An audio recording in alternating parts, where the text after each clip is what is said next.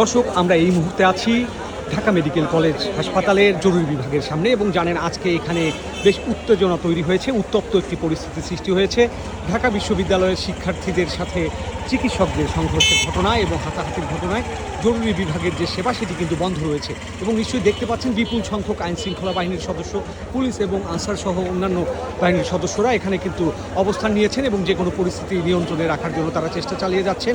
এবং এখানে কিন্তু আমরা দেখেছি সেই সাথে চিকিৎসা সেবা বন্ধ থাকায় জরুরি বিভাগে অনেক সাধারণ রোগীরা কিন্তু বেশ বিপাকে পড়েছেন আমরা দেখতে পাচ্ছি এবং তারা কিন্তু আমরা দেখতে পাচ্ছি বাইরে অপেক্ষমান আছেন অনেকেই যারা সেবা নিতে এসেছেন, কিন্তু তারা কিন্তু সেবা পাচ্ছে না। এবং আমরা কিন্তু দেখতে পাচ্ছি আইনশৃঙ্খলা বাহিনীর সদস্যরা, পুলিশ যারা আছেন তারা কিন্তু প্রস্তুত আছেন যে কোনো পরিস্থিতি মোকাবেলার জন্য।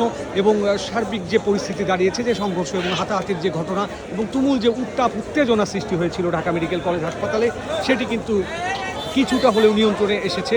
এবং আমরা দেখতে পাচ্ছি দর্শক, এখানে কিন্তু আজকে মূল যে ঘটনা আমরা জানতে পেরেছি, বিকেলের দিকে ঢাকা বিশ্ববিদ্যালয়ের একজন শিক্ষার্থী তিনি এখানে চিকিৎসা নিতে এসেছিলেন এবং তিনি যখন চিকিৎসা নেওয়ার চেষ্টা করছিলেন তখন কিন্তু চিকিৎসকরা ব্যবস্থাপত্রে তাকে একটি ওষুধের নাম লিখে দেয়।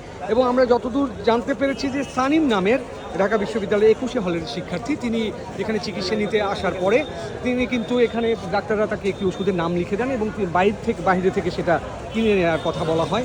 এবং তিনি যখন সেই ওষুধটি বাইরে কিনতে যান তখন সেখানে বিভিন্ন ফার্মেসি ঘুরে কিন্তু তিনি সেই ওষুধটি পাননি, যার ফলে সেখানে তিনি ফিরে এসে আবার ডাক্তারদের সাথে বাকবিতণ্ডায় জড়ান এবং এই সময় চিকিৎসকদের যে অভিযোগ তাদের উপর হামলা করা হয়েছে এবং কয়েকজন ডাক্তারকে মারধর করা হয়েছে। সেই অভিযোগেই কিন্তু তারা আজকে এখন পর্যন্ত জরুরি বিভাগের যে সেবা সেটি বন্ধ রেখেছেন।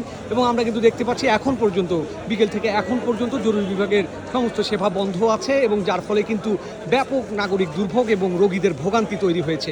এবং আমরা দেখতে পাচ্ছি যে প্রচুর রোগী কিন্তু বাইরে এসেছেন, যারা আসলে ঢাকা মেডিকেল কলেজ হাসপাতাল বা ঢাকা শহরের রাজধানীর চিকিৎসা ব্যবস্থার কিন্তু প্রধান জায়গা এবং প্রাণকেন্দ্র। এবং এখানেই কিন্তু যে কোনোখান থেকে বড় ছোট যে ধরনের ঘটনাগুলো ঘটে রোগীরা কিন্তু এখানেই আসেন এবং জরুরি বিভাগে কিন্তু প্রচুর ছোটোখাটো আহত হওয়ার ঘটনা, দুর্ঘটনায় আহত এবং বিভিন্ন ঘটনায় কিন্তু জরুরি বিভাগেই আসেন রোগীরা। এবং সেইটি বন্ধ থাকায় কিন্তু আমরা দেখতে পাচ্ছি বেশ বড় একটি সমস্যা তৈরি হয়েছে, রোগীদের একটি বড় সমস্যা তৈরি হয়েছে আমরা দেখতে পাচ্ছি। এবং সেখানে কিন্তু দেখতে পাচ্ছি বাইরে যেমন গেটের বাইরে আনসার বাহিনী এবং পুলিশের সদস্যরা সেখানে নিরাপত্তার দায়িত্ব নিয়েছেন এবং ভিতরে কিন্তু কলাপসিবল গেট বন্ধ করে দিয়ে ভিতরে চিকিৎসকরা এবং মেডিকেল কলেজের যে ছাত্র তারা কিন্তু অবস্থান নিয়েছেন।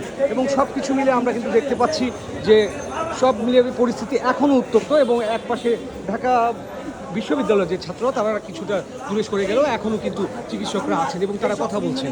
প্রতিবাদ না হচ্ছে, অ্যাকশন না নেওয়া হচ্ছে, ততক্ষণ Dhaka medical college pioneer Dhaka medical college সবার অনুমোদন হিসেবে ঢাকা মেডিকেল কলেজ সেবা বন্ধ। আপনারা চিকিৎসকদের নিরাপত্তা নিশ্চিত করবেন। আরেকটা অনুরোধ, দাবির ওই যারা পোলাপাইন আছে, দাবির যারা এখানে হামলা করছে তারা মিথ্যা তথ্য ছড়াচ্ছে, ডাক্তার নাকি তাদের হামলা করছে।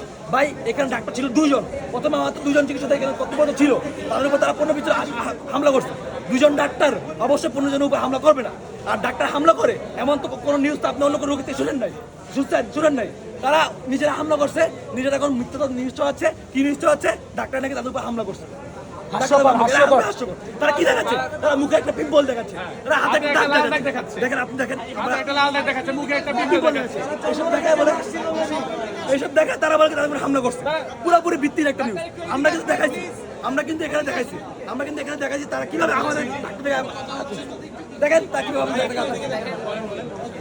দেখতে পাচ্ছিলেন চিকিৎসকরা কিন্তু এখানে জানাচ্ছেন যে কিভাবে তাদের উপর হামলা চালানো হয়েছে এবং কিভাবে কতজন তাদের যে দাবি যে 10-15 জন মিলে তাদের উপর হামলা চালানো হয় এবং সেখানে মারধরের শিকার হন ডাক্তাররা এবং 2 জন ডাক্তার ছিলেন বলে আমাদের জানিয়েছেন চিকিৎসকরা এখানে যারা দায়িত্বপ্রাপ্ত আছেন। কিন্তু এখন পর্যন্ত সব কিছু মিলে কিন্তু জরুরি বিভাগের যে চিকিৎসা সেটি কিন্তু বন্ধ আছে এবং যার ফলে রোগীদের ব্যাপক ভোগান্তি আমরা দেখতে পাচ্ছি। এবং চিকিৎসকদের যে দাবি তারা চাচ্ছেন দ্রুত এই যারা জড়িত আছেন এই হামলার সাথে তাদের বিচার।